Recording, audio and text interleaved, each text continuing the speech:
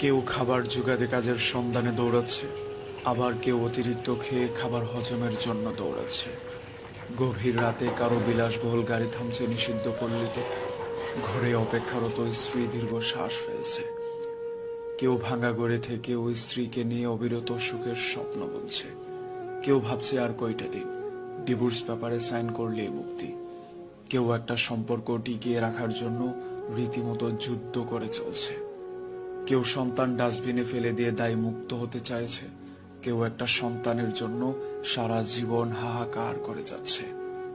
কেউ লাখ টাকার ডাইনিং টেবিলে বসেও তৃপ্তি সহকারে ভাত খেতে পারছে না, কেউ পেঁয়াজ কাঁচামরিচ কচলিয়ে গোগ্রাসে ভাত খেয়েছে। কারো দামি খাটে শুয়েও আবার ঘুমের ওষুধ খেতে হচ্ছে, কেউ আবার হিমেল হাওয়ায় রাস্তায় ওভারব্রিজে ও ঘুরে ঘুমোচ্ছে। কারো পড়ার টেবিলে নতুন বইয়ের